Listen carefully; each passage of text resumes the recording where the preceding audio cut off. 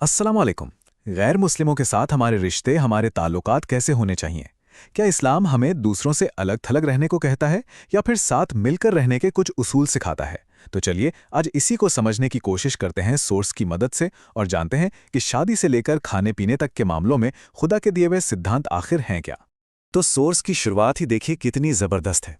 सिर्फ एक लाइन, लेकिन ये कई गलतफहमियों को एक झटके में दूर कर देती है। ये इस पूरी चर्चा के लिए एक खुली सोच की नींव रखती है। ये हमें बताती है कि इस्लाम अलगाव या भेदभाव सिखाने वाला कोई दीन नहीं है।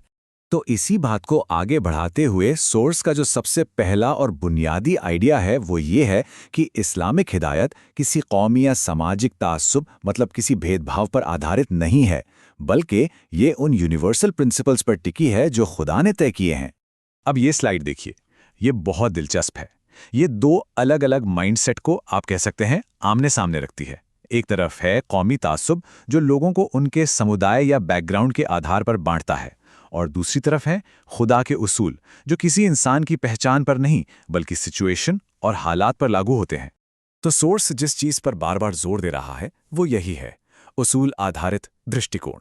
मतलब सीधा सीधा है, इस्लाम के नियम किसी इंसान की पहचान देखकर नहीं बल्कि कुछ ठोस सिद्धांतों, कुछ प्रिंसिपल्स को सामने रखकर बनाए गए हैं।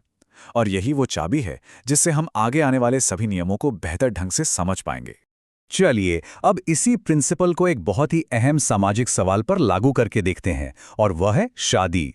ये एक ऐसा फैसला है जो पूरी जिंदगी पर असर डालता है। तो देखते हैं कि यहाँ कौन सा उसूल काम करता है। ये सवाल तो बहुत आम है, अक्सर सुनने में आता है, और 100 साल इसका जवाब किसी की कौम या मजहब से नहीं बल्कि एक गहरे सिद्धांत से देता है। तो चलिए देखते हैं कि वो असल उसूल क्या है। तो यहाँ पर जो असल उसूल है वो ये है कि नियम ये नहीं है कि इंसान कौन है, बल्कि ये है कि शादी की बुनियाद, उसका फाउंडेशन किस विश्वास पर रखा जा रहा है। सोर्स के मुताबिक शादी एक ऐसी पार्टनरशिप है जिसकी नींव तौहीद यानी एक खुदा पर ईमान पर होनी चाहिए, न कि शिर्क पर। तो यहाँ पर जो सिद्धांत है वो इंसान का नहीं बल्कि रिश्ते की वैचारिक बुनियाद का है। अच्छा, शादी की बात तो हो गई। अब आते हैं एक और बहुत ज़रूरी चीज़ पर, खाने पीने के मामलों पर। ये भी हमारे सोशल इंटरैक्शन का एक बहुत बड़ा हिस्सा है। तो देखते हैं कि ये सिद्धांत यहाँ कैसे काम करता है। ये भी एक ऐसा सवाल है जो हम सब की रोज़मर्रा की ज़िंदगी से जुड़ा हुआ है। क्या किसी गैर मुस्लिम के हाथ का बना खाना खाया जा सकता है? इसका जवाब भी उसी प्रिंसिपल में छिपा है।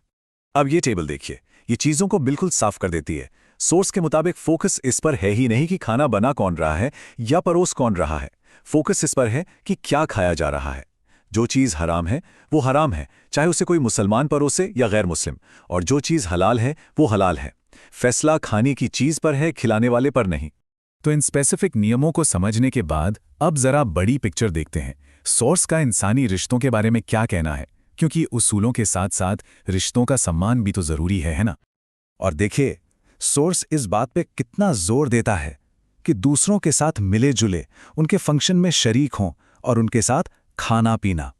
ये हमारी साझा इंसानियत का सम्मान है। वो इंसान है और इंसान होने के नाते हमारे भाई हैं। और ये जो बात है ना, ये तो जैसे पूरे मसले का दिल है। ये हमें याद दिलाती है कि हम सब एक ही इंसानी परिवार का हिस्सा हैं। सब आदम और हव्वा की औलाद होने के नाते भाई बहन हैं। ये नज़रिया हमें हर तरह के भेदभाव से ऊपर उठकर एक दूसरे को देखने में मदद करता है। तो फिर इस पूरी बातचीत का निचोड़ क्या निकला? लब्बो-लबाब ये है कि इस्लाम का नज़रिया, जैसा कि सोर्स बताता है, एक उसूल आधारित दृष्टिकोण है। नियम लोगों के लिए नहीं बल्कि सिद्धांतों के लिए हैं।